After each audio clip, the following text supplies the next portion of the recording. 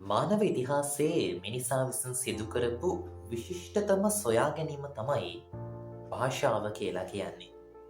මේ ලෝකයේ ආසන්න වශයෙන් භාෂාවන් 7000ක් විතර තියෙනවා. අපි අද කතා කරන්නේ මේ 7000 අතරින් සිංහල භාෂාවට විශේෂ වෙච්ච හරි රහ අකුරු 5ක් ගැන.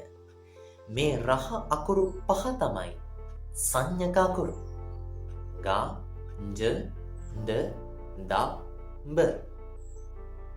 සිංහල භාෂාවේ අකුරු 60ක් තියෙනවා. මේ අකුරු 60න් 42ක් ව්‍යංජනාක්ෂර. ව්‍යංජනාක්ෂර 42 අතරේ අපිට හම්බ වෙනවා ഘോഷ අල්ප ප්‍රාණ අකුරු 5ක්. ගා ජ ඩ ද බ. මේ ഘോഷ අල්ප ප්‍රාණ අකුරු 5 අනුනාසිකීය ශබ්ද 5ක් එක්ක එකතු වෙනවා. අනුනාසිකීය නාසය අනු කරගනිමින් නාසය උපකාර කරගනිමින් ශබ්ද වන අකුරු.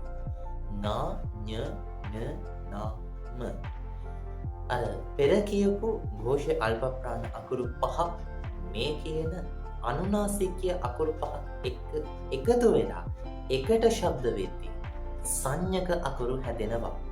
උදාහරණයක් ග කියන ഘോഷ අල්ප ප්‍රාණය ං කියන අනුනාසිකයත් එක්ක එකතු වෙලා සංඥක ගයන්න නිෂ්පන්න වෙනවා. ඔන්න ඔය විදිහට තමයි සිංහල භාෂාවට සංඥක අකුරු 5ක් උපදින්නේ. මේ ලෝකයේ 7000කට වැඩි භාෂා සංඛ්‍යාවක් තියෙනවා.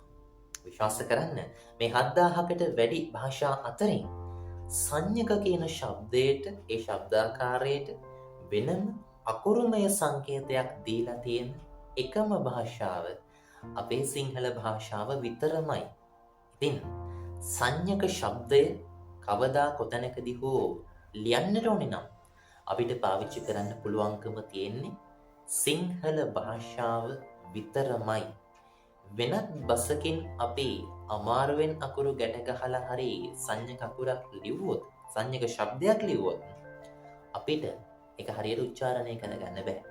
ඒක නිසා සංඥක කියලා කියන්නේ සිංහල භාෂාවේ අපේම අනන්‍ය ලක්ෂණයක්.